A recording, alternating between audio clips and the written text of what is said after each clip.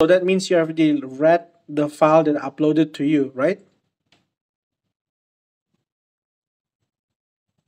Yes, I've read through your LPDP application file, ready to discuss anything you want from it. Feedback, revisions, strategy for the interview. Just let me know. Got it. So let's have a mock up interview. You're going to be my panelist, and I'm going to be the one who's going to receive your interview. This will be the final process of LPDP. That means you have to drill me with lots of questions. And the process would be like this: you will ask me a question, and I will answer it. And it's up to you to either follow up that question or move on to other questions. And I want you to be as hard as possible on terms of the questions and as thorough as possible with your questions and any follow-up questions that you're going to provide. Therefore, I want this session to be as rigorous as possible. If you're understood, we can start immediately with your first question. When it is done, I will say done.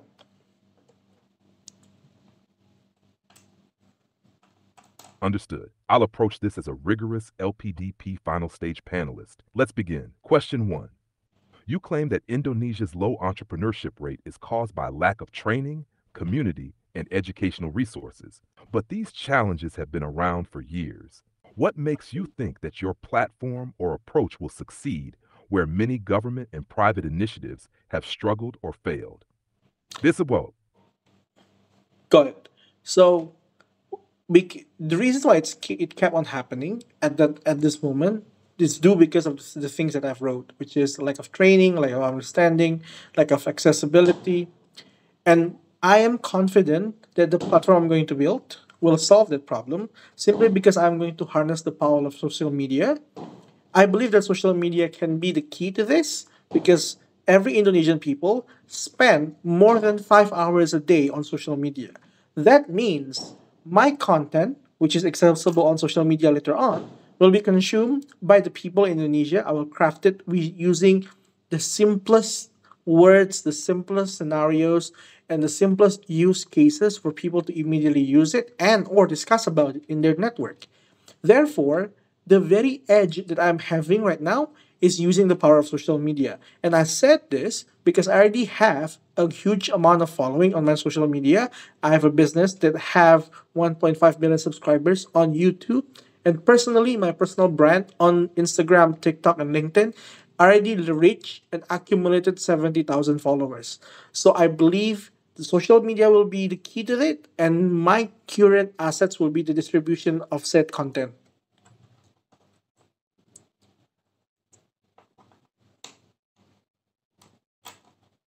All right.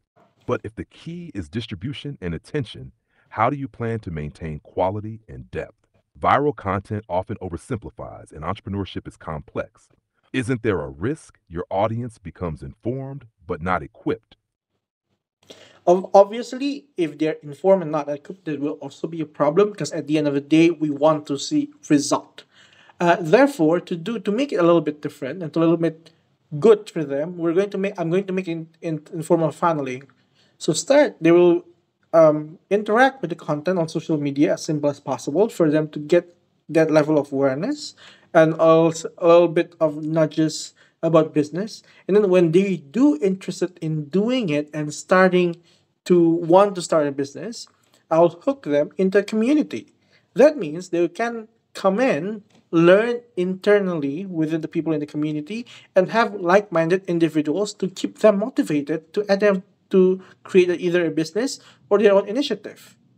So the strategy would be using a simple content to gather people's attention, create a community connected from online to offline scenarios and online to offline activities such as seminars, networking sessions, or just a casual hang up, and then connect with one another, have a thorough discussion between one another, have lots of offline touches, and then we can make it as good as possible for them to either start a business or to start their own initiative at first.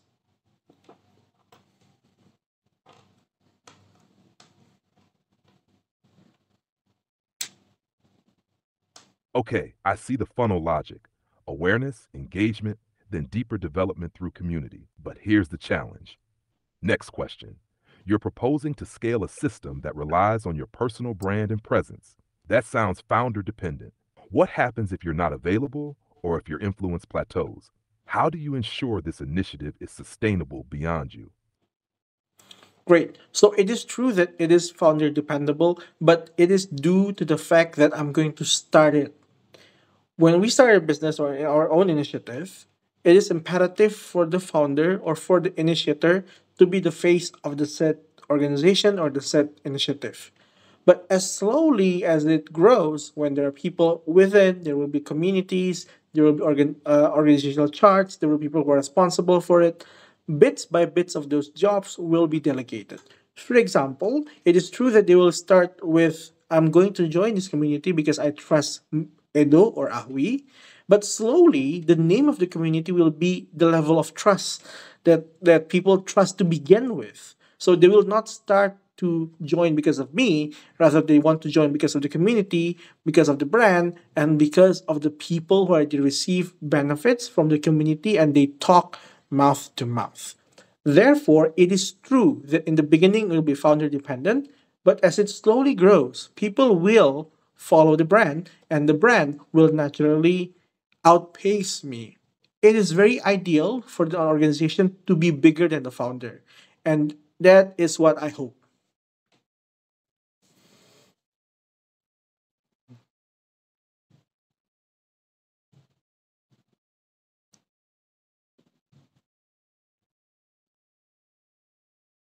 All right, so your plan is to transition from personal credibility to brand trust and scale through decentralization. That's noted. Next question. In your application, you mentioned your prior mistake of tunnel vision, building a product no one wanted. How do we know you won't repeat that mistake again in this big vision of building a national entrepreneurial hub? What checks will you put in place to avoid building something that no one truly needs or uses? Yes, the checks that I'm going to use and the process that I'm going to use will be radically different than what I've done in the previous part of my experience. I will start by understanding what's working in Singapore. If I get accepted by LPDP, I'm going to study in Singapore. What's working in Singapore? What's working in that environment? What's working in the community in Singapore? What's working in their business landscape? And then after I understand their best practices, their standard of operations, their how did they get from zero to from ground up, I will replicate it to Indonesia, but I will replicate it with a level of culture that is already exists in here. I already have a community called Work from Cafe Chuan or F Chuan.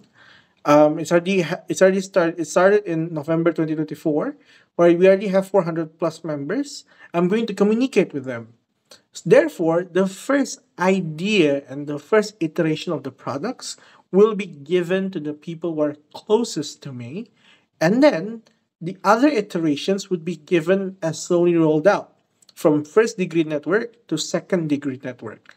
Thus, the product that I'm going to provide for them, the content that I'm going to provide for them, will be inherently different. It will start with the best practices from what I've learned.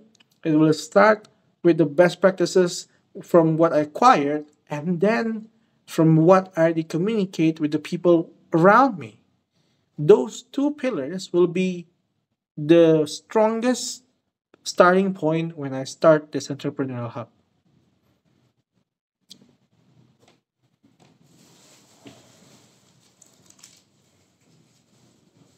All right, so now you're grounding your approach in both global benchmarking and local validation. That's a good pivot from past mistakes. Next question.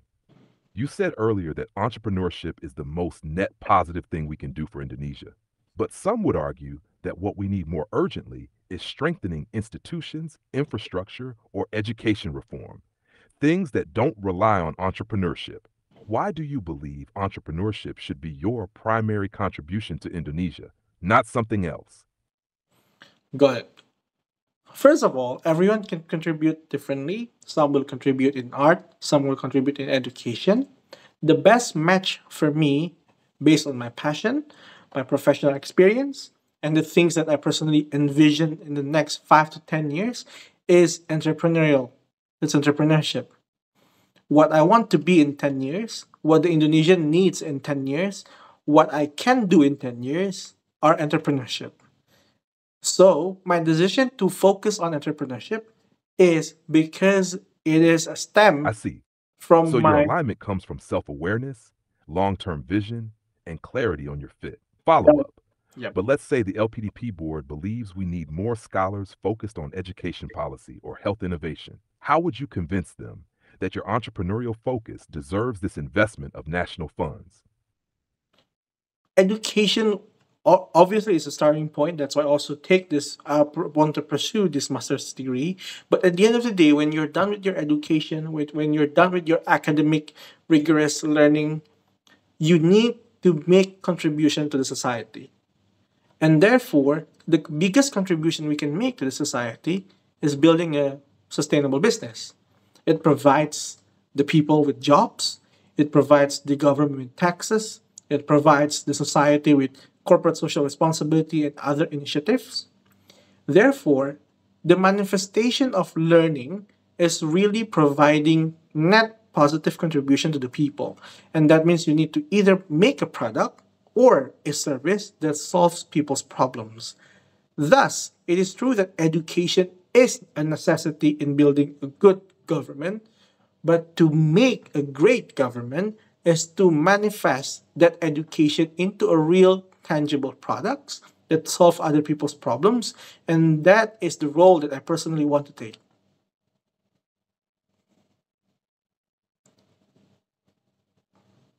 Very compelling answer. You're positioning entrepreneurship as the application of education, turning theory into impact. That's a strong narrative. Next question. You've worked in many roles: consultant, product manager, HR, media founder.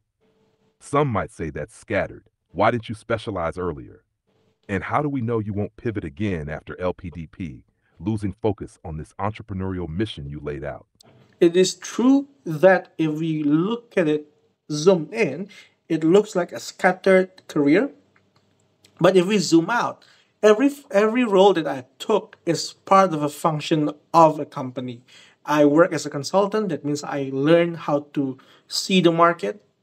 I work as a researcher. That means I learn how to make a narrative, to convince stakeholders, to talk with people.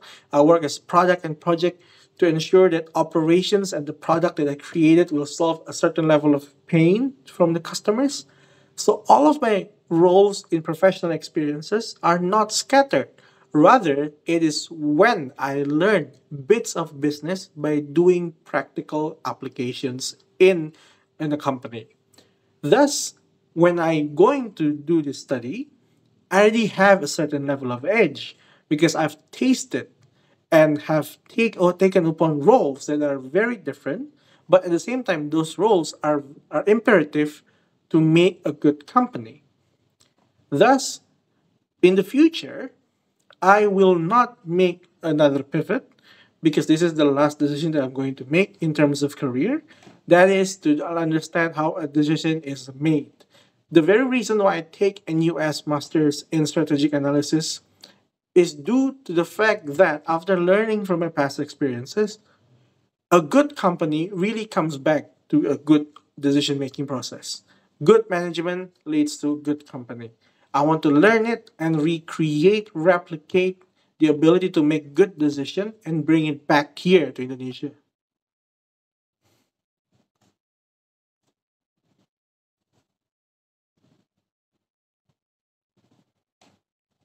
That's well said. You reframed what seemed scattered into a deliberate, layered learning path and tied it back to your final mission of mastering decision making. Very strong, close to that question. Done with this round, you handled it with clarity, depth, and conviction, even under pressure. Do you want a breakdown of your performance now? Or shall we continue with another round of even tougher questions? Let's continue with an even tougher questions. All right, let's raise the bar. Question one of this round. You plan to study abroad with LPDP funding, but let's say your business or personal brand grows even bigger while you're studying. Sponsors, money, maybe international recognition. If that success conflicts with your commitment to return and contribute to Indonesia, how will you prioritize? Will you really come back? I will come back due to the fact that when I get accepted to LPDP, I am bound by the commitment. Therefore, other levels of commitment or other opportunities that I'm going to receive, hopefully that I'm going to receive, must accommodate my promise to LPDP. If it doesn't accommodate my promise to LPDP, then I will not take it. But if LPDP give me a leeway, a special privilege, then I will try to ensure that the special privilege are used accordingly. In the end of the day, I'm going to prioritize my commitment with LPDP until it is done. Or when I get other opportunities, I will try to accommodate those things into my commitment with LPDP. So in either or scenario, in either A or B scenarios, I will prioritize LPDP's commitment.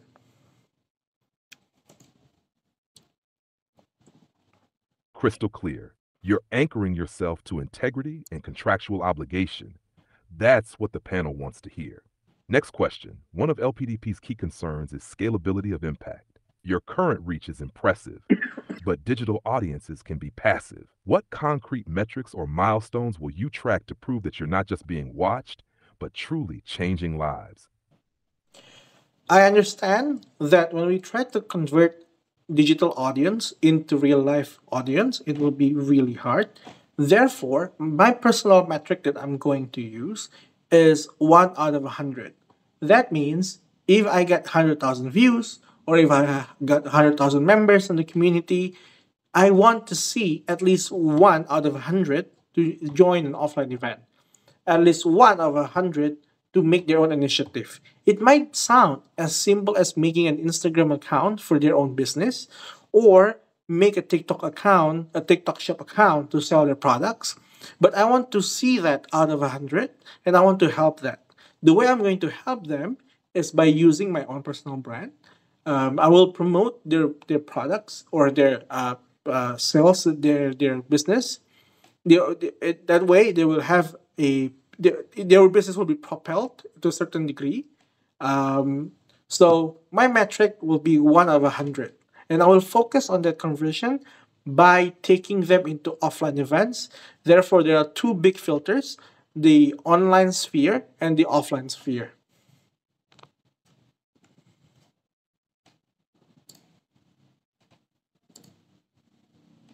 That's sharp. You've set a realistic conversion benchmark and paired it with direct action, personal promotion, to drive outcomes. Well thought out. Next question. In your essay, you mentioned using Singapore's ecosystem as a benchmark, but critics might say, Indonesia is not Singapore. How will you ensure that your solution is not just an imported idea that fails to match Indonesia's cultural, economic, or infrastructural reality? Okay. So, first of all, studying in Singapore and trying to acquire their knowledge means that also acquiring their understanding about Southeast Asia. Currently in Southeast Asia, Indonesia is one of the leading country, aside from Singapore and Thailand and Vietnam and Malaysia, in terms of investment, startups, and other economic metrics. So learning that in Singapore will let me acquire a foreign perspective about how Indonesia works, and building a community that I already have will have me a domestic approach on how to do things. Therefore, from Singaporean approach, and from Indonesian understanding of how the infrastructure works, I can mix it up and make a strategic and applicable implementation. So you're not importing blindly, you're triangulating Singapore's global view, Indonesia's grassroots reality, and your own community insights. That's a smart hedge against cultural mismatch. Next question. In your essay, you mentioned partnering with the Dinas Pendidikan in Kalimantan. Why haven't you scaled that collaboration further yet? And what stopped you from turning that into a national level program before applying for LPDP? Right. So, with the Dinas Pendidikan in Kalimantan, we did it multiple times. We taught them about how to do animation, how to make TikTok content as a learning distribution network. So that means teachers can distribute their learnings on TikTok. I tried to make that into a national level, which means I already crafted a video on demand and I uploaded it on YouTube. In total, there are 52 videos uploaded on YouTube, more than 10 hours of learning. Um, that means the distribution works to a certain extent, and the shelves of knowledge, the learning solution are already there. Now, the reason why I'm doing other communities and penetrating to other sectors is I want to distribute them and raise awareness about this YouTube channel. Bear in mind that all of the webinars that are provided and all of those learnings that are provided on YouTube are free. Therefore, everyone can access it and learn it on their own.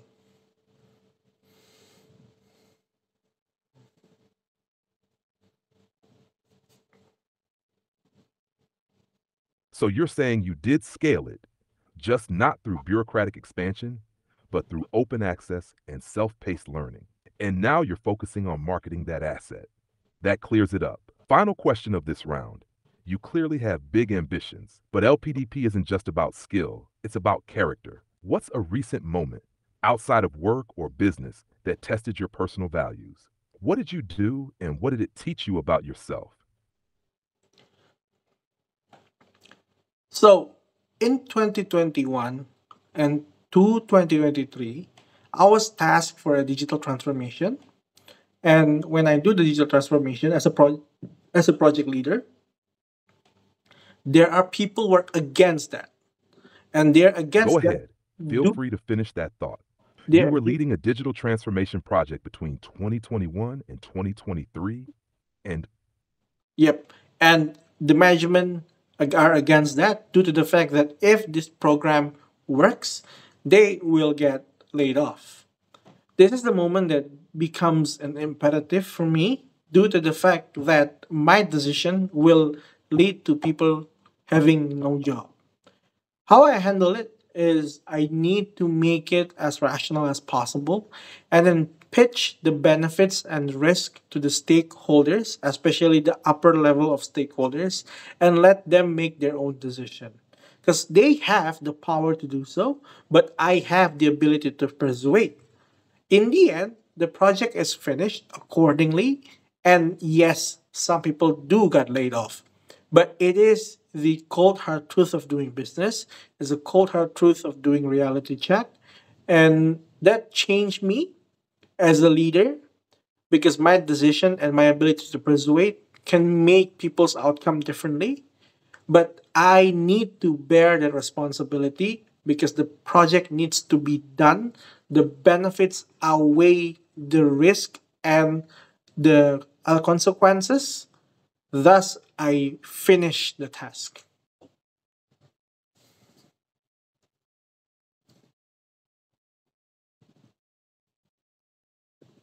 that's a weighty answer.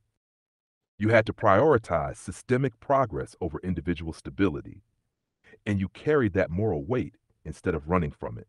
That says a lot about your leadership maturity. Done with this round. You held your ground through tough, layered questions. Want the performance breakdown again? Or do we keep the fire going for one last bonus round? Right. So I want the next round to be more focused about education, about the university, because you already did a great job in terms of professionality. So next round should be around university, about the school, about learning in general. Can we do that?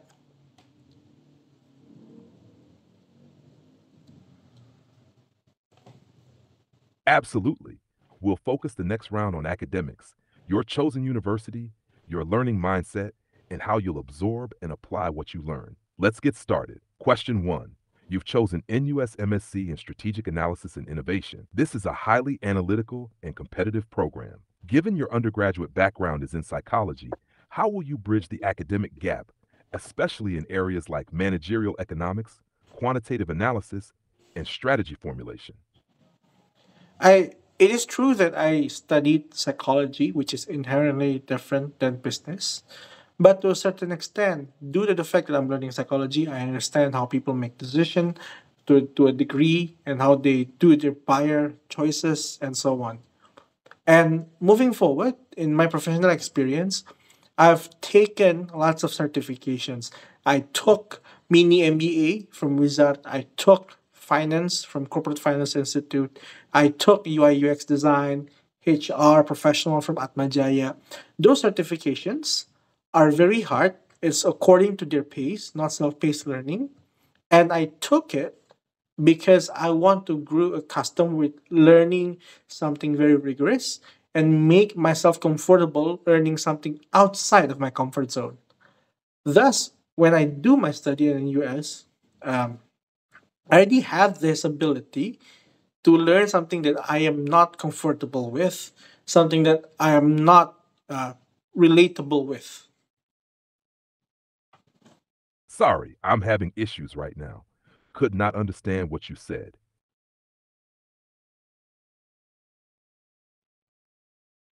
Then I think we just skip it.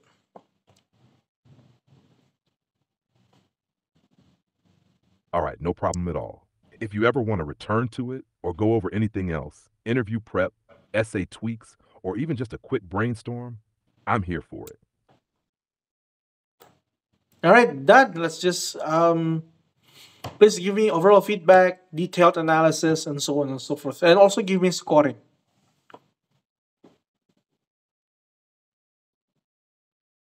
Great. Let's do a full breakdown of your mock interview performance across all rounds. I'll cover each area, give you detailed feedback, and then summarize with a score and recommendation. Content and substance, 910. You brought deep, structured, and thoughtful responses. You didn't just repeat essay material, you expanded on it, gave real life examples, and connected ideas across domains business, community, education, policy. You showed a mastery of your story and the problems you care about, especially Indonesia's low entrepreneurship rate. What worked well?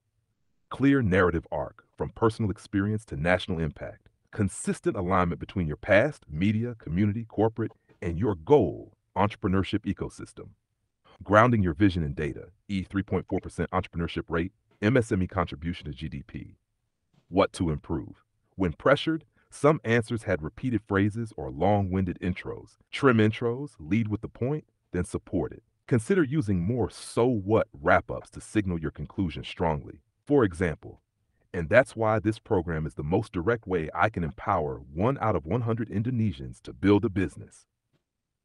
Critical thinking and rigor, 8.510. You handled tough follow ups well. You didn't dodge ethical questions, founder dependency concerns, or cultural mismatch issues. You admitted past mistakes and clearly laid out how you've learned from them. What worked well? You used logic, structure, and trade off thinking, e.g., education gives theory, entrepreneurship gives impact. You embraced nuance, acknowledging discomfort, failure, and tough calls like layoffs without being defensive. What to improve? Push yourself to go even further when challenged. For instance, in the question about Singapore's ecosystem not fitting Indonesia, you could have named specific Indonesian constraints you'd adapt for, e.g., low digital literacy, bureaucratic inertia, rural market differences. Communication style, 810. Your tone was confident, calm, and intentional. You showed executive presence and didn't panic, even under pressure. What worked well? Your voice carried conviction without arrogance. You knew when to pause and reflect before answering. What to improve? Practice more concise delivery, especially in your opening sentence. A good formula. Here's my answer. Why it matters, how I'll do it. Character and motivation, 9.510. This was your strongest area. You consistently showed sincerity, ethical thinking, and purpose driven ambition. You tied your story to Indonesia's needs in a real, measurable way. What worked well? Your values came through naturally integrity, persistence, humility. You were transparent about trade offs and carried your decisions with maturity. What to improve? If asked about a personal story unrelated to work, it might be worth preparing something from family, volunteering, or personal setbacks. This helps panelists see your full humanity. Overall score, 8.8 Summary. Your LPDP ready. You've got a vision, the track record, and the reflection to back it up. With a bit more polish in your delivery, leading with sharp points, trimming down long sentences, you'd be even more persuasive. If this was the real interview, you'd likely make a very strong impression. Would you like a written one-pager summary of this to keep and review later? Yes, please. Can you make a summary for it so I can read it on our chat?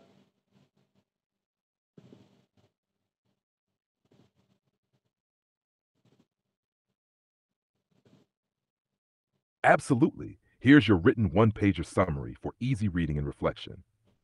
LPDP mock interview performance summary. Applicant Muhammad Ahwy Karuniyado. Overall score 8.810. Content and substance 910. You delivered strong, insightful answers grounded in your real-world experiences. Your narrative around entrepreneurship, education, and digital transformation was compelling. You demonstrated a deep understanding of Indonesia's challenges and showed clear strategic thinking about your role in solving them. Strengths: strong alignment between your past actions and future goals. Clear articulation of Indonesia's entrepreneurship issues with supporting data. Practical and scalable roadmap post-study. Growth area: trim down intros and avoid looping or repetition in long answers. End with a clear takeaway or impact statement for stronger closure. 2. Critical thinking and rigor. 8.510. You handle complex, high-pressure questions thoughtfully. You didn't shy away from ethics, trade-offs, or accountability. You were able to defend your vision and anticipate criticism without sounding defensive. Strengths: demonstrated reflection and lessons learned from past mistakes. Balanced ambition with realism. Strong response to institutional versus entrepreneurial debate. Growth area: go even deeper on adapting global ideas to Indonesia's local context. Add more specific constraints you've already considered. Like 3, communication style. 810. You presented yourself with calm authority and strong intent. Your tone showed maturity and clarity of purpose. Strengths: confident delivery under pressure. Good pacing and energy. Growth area: practice concise answers that lead with your key point. Structure responses more tightly. Point justification, application. Character and motivation. 9.510. You displayed strong integrity, empathy, and purpose. Your leadership is rooted in contribution, not ego, and that clearly came through. You showed emotional resilience and a strong moral compass. Strengths: powerful personal values woven into professional decisions, willingness to own hard choices, e.g., layoffs, transformation projects, strong sense of mission for Indonesia. Growth area: prepare a short personal non-work story that reflects your values. It gives the panel a fuller view of who you are. Final notes: you are ready for LPDP. The vision is clear, the motivation is real, and the foundation is solid. A few refinements in delivery, particularly simplifying language and strengthening takeaways, will help you shine even more. Let me know if you'd like a more formal PDF version too.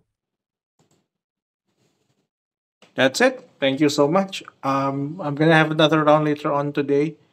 Again, thank you for this conversation. Let's meet up again later on.